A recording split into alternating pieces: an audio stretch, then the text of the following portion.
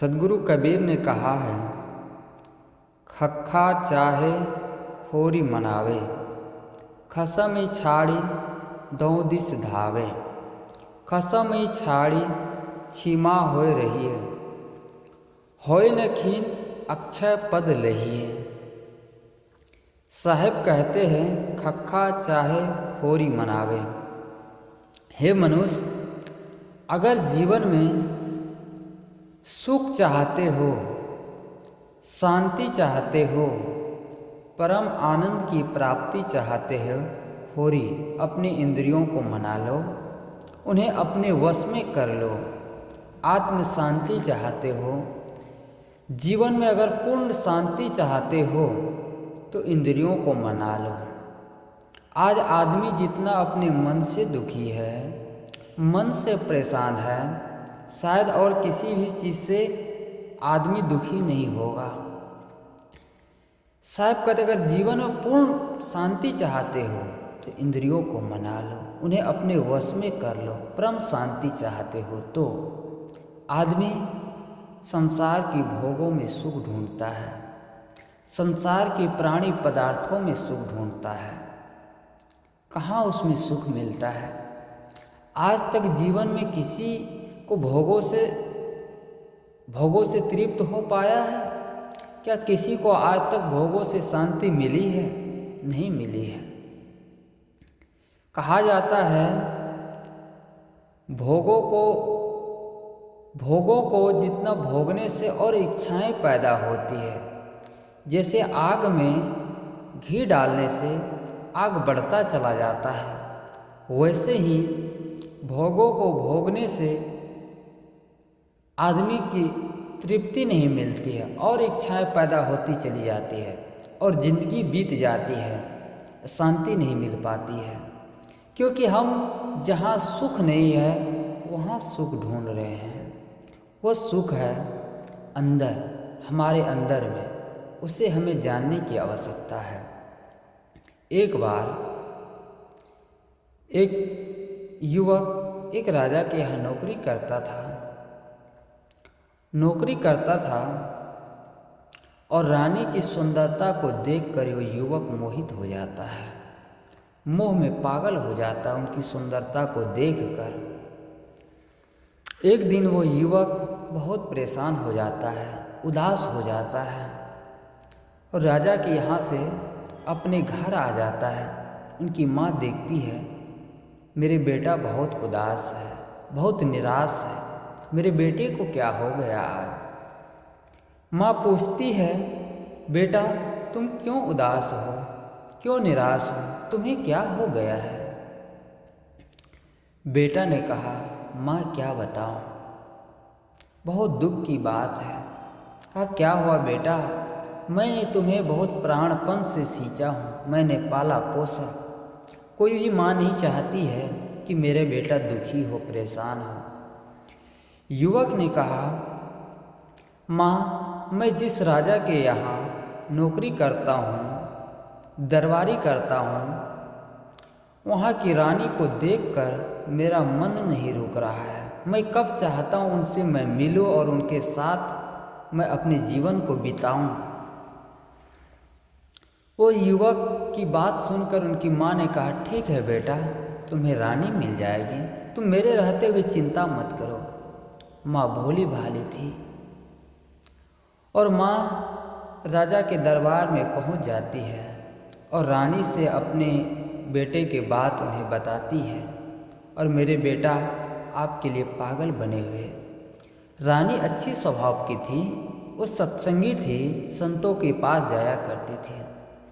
उन्होंने कहा माँ चिंता करने की आवश्यकता नहीं है, आपके बेटा से मैं ज़रूर मिलूँगा, मैं उसे ज़रूर सुख पहुँचाऊँगी।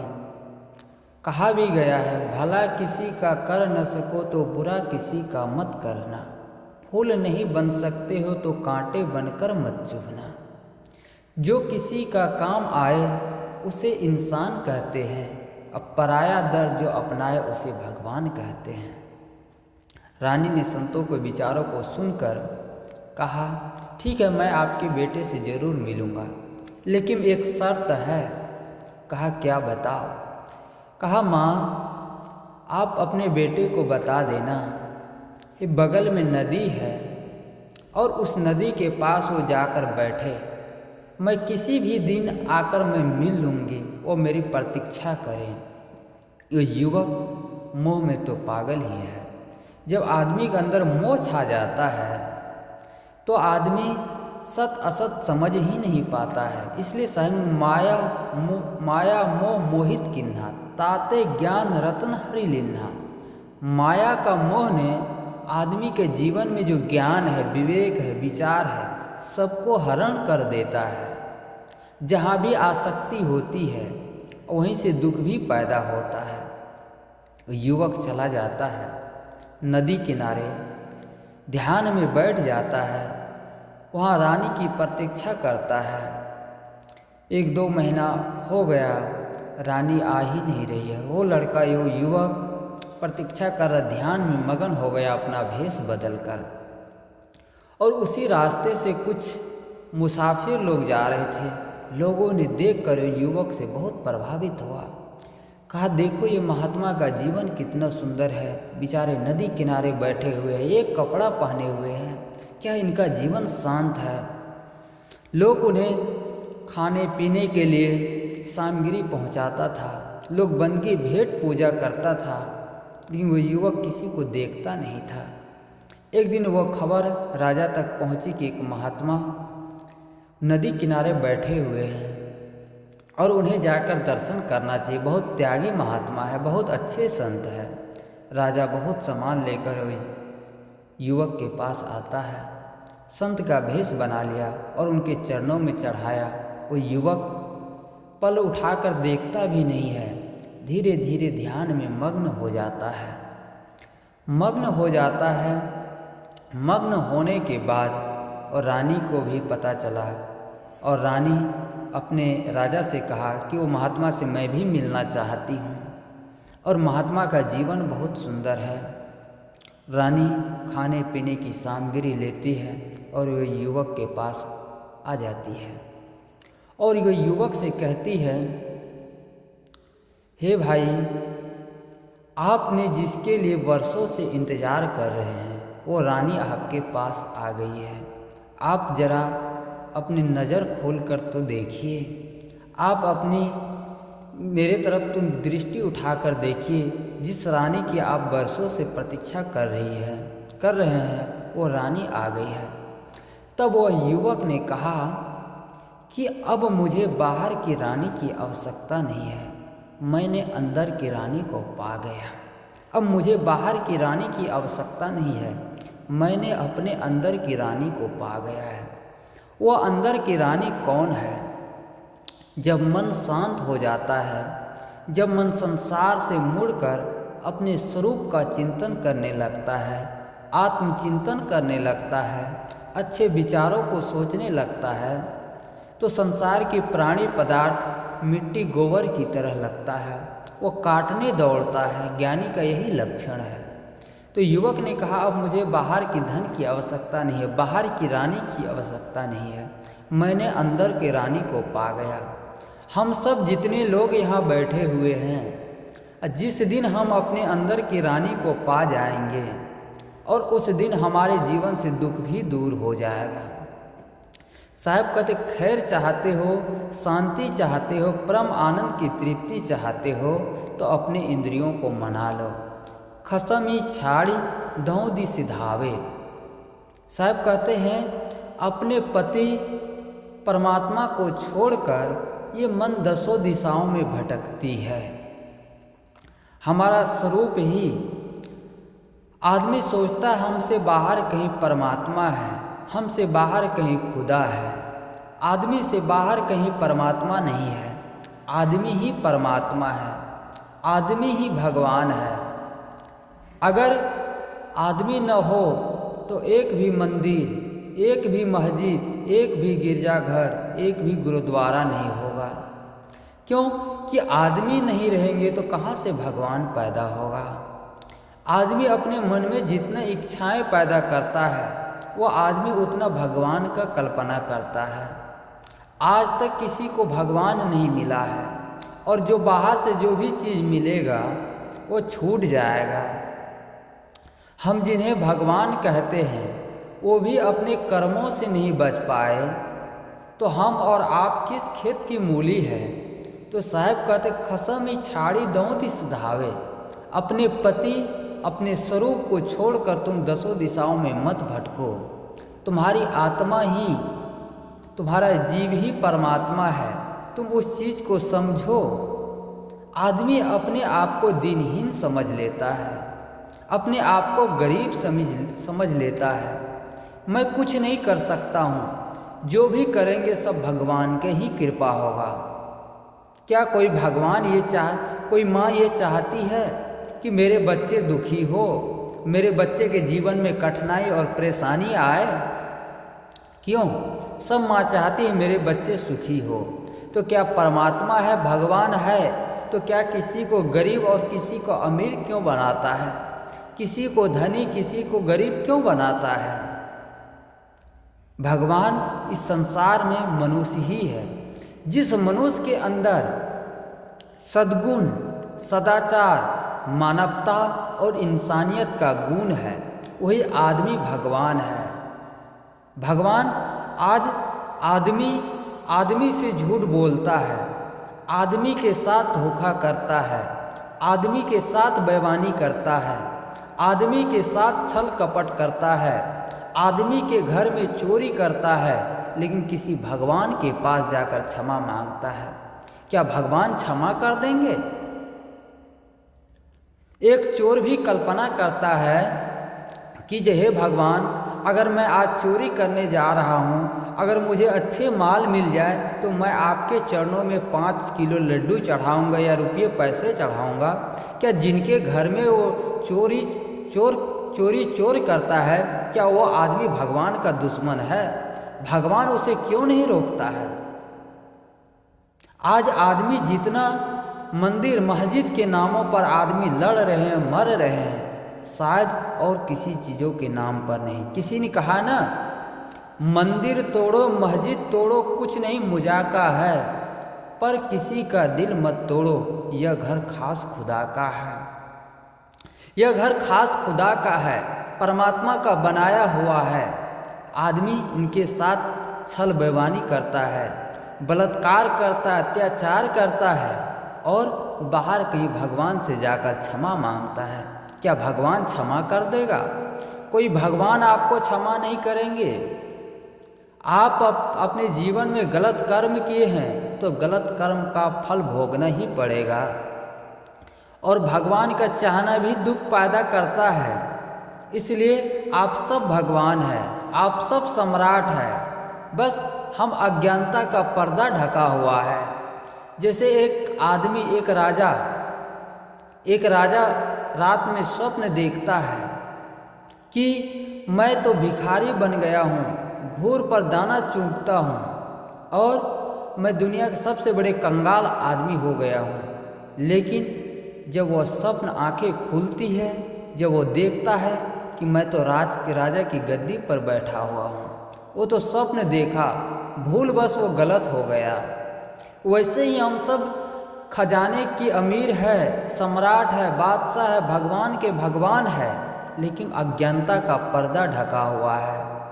साहिब कहते जिस भगवान के लिए आदमी इतनी दौड़ लगा रहा है, वो भगवान आदमी के अंदर ही है। दिल ही माँ खोजे यही करीमा रामा, जो भगवान को जो तुम खोज रहे हो, मोह को कहाँ ढूंढे बंदे, मैं तो तेरे पास में, ना तीरथ में ना मूरत में।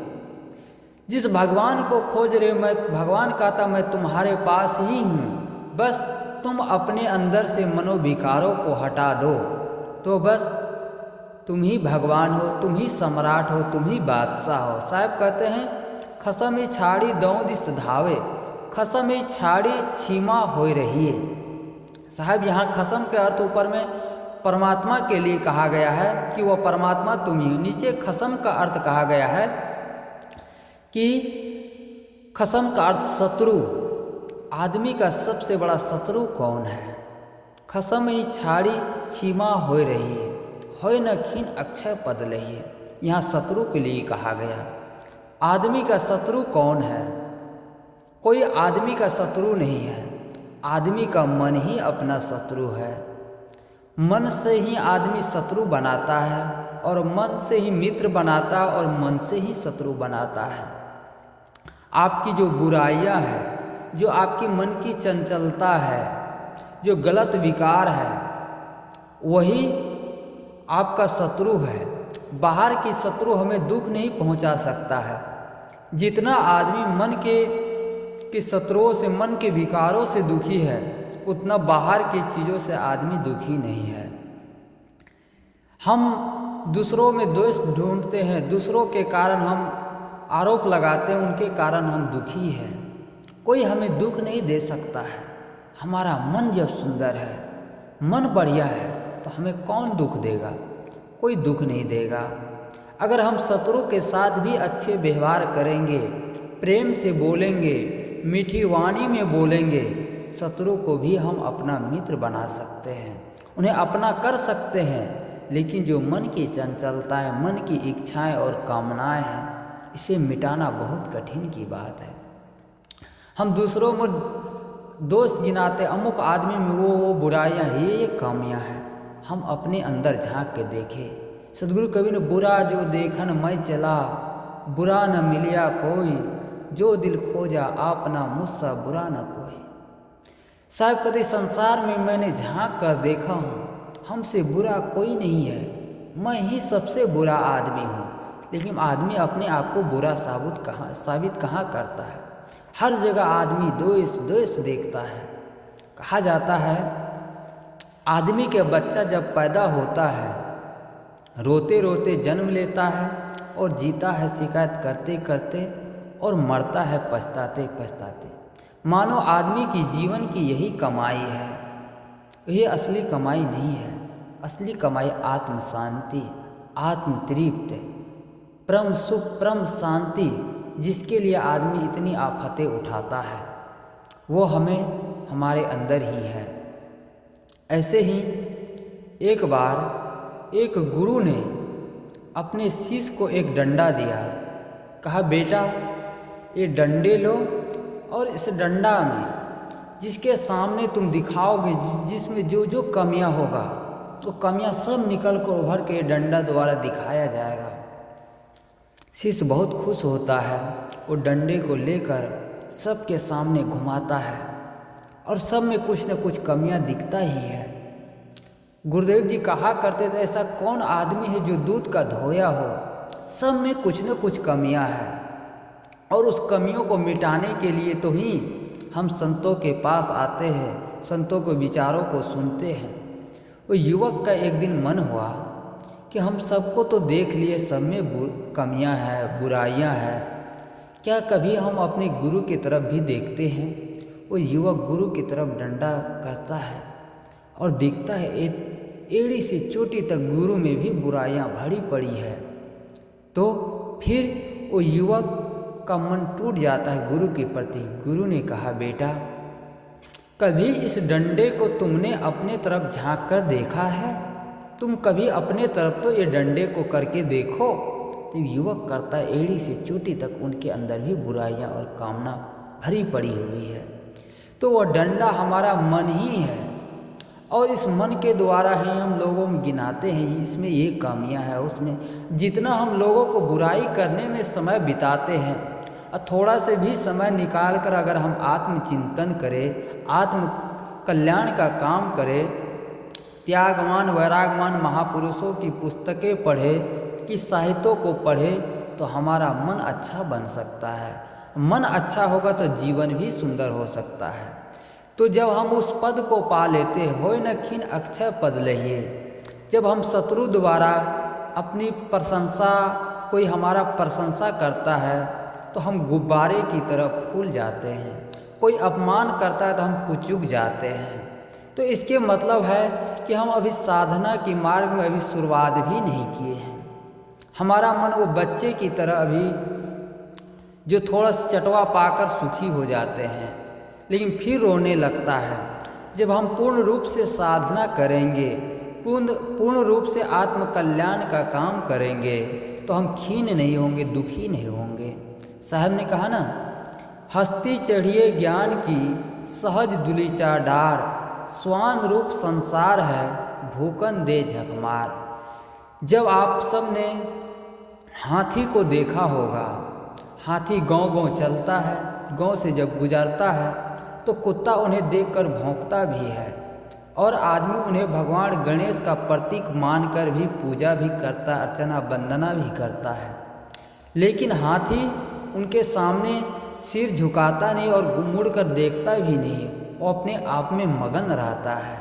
तो वैसे ही हस्ती चढ़िए ज्ञान की, जब हमारे अंदर ज्ञान, विवेक, वैराग और भक्ति आ जाए तो हम दुखी नहीं हो पाएंगे, हम क्षीण नहीं हो पाएंगे। हमारे अंदर अभी अधूरा ज्ञान है, कचरा ज्ञान है, इसलिए हम दुखी हो जाते हैं। जिस दिन हम अपने जीवन का रिमोट कंट्रोल पावर हमारे हाथ में होगा तो हमें कोई दुखी नहीं कर सकता है। तो होय न खीन अक्षय पद लइए, वो अक्षय पद कहाँ मिलेगा?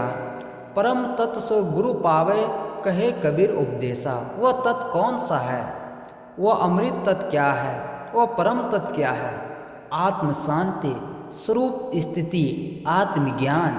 जब उस रास्ते पर हम चलने लगते हैं तो फिर हमारा मन संसार से मुड़कर अपने साथियों से बुराइयों को सुनकर या प्रशंसा को सुनकर हम गुब्बारे की तरफ फूलते और पचकते नहीं हैं।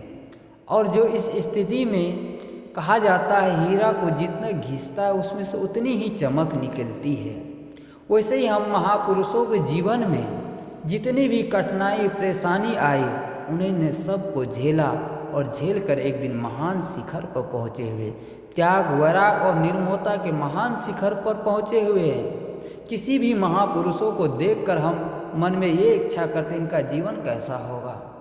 उन्होंने अपने जीवन को तराशा है, उन्होंने अपने विरोधियों से लड़ कर उन्होंने जवाब नहीं दिया। क्यों?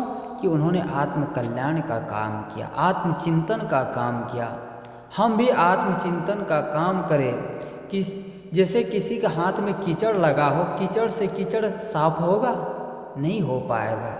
कीचड़ को साफ करने के लिए हाथ को धुलना पड़ेगा। वैसे जीवन में किसी से लड़कर, किसी से वैर विरोध करके, ईर्ष्या प्रपंच करके हम सुख का प्राप्ति नहीं कर सकते हैं। सुख का प्राप्ति कर सकते हैं मन की निर्मलता, मन की प्रसन्नता में। जिस सुख के लिए हम इतनी दौड़ लगा रहे हैं वो सुख हमारे अंदर है। साहब कहते हैं, खखा चाहे खोरी मनावे, खसम छाड़ी दौ दिस धावे। खसमी छाड़ी छीमा होय रहिए, होय न खीन अक्षय पद लइए।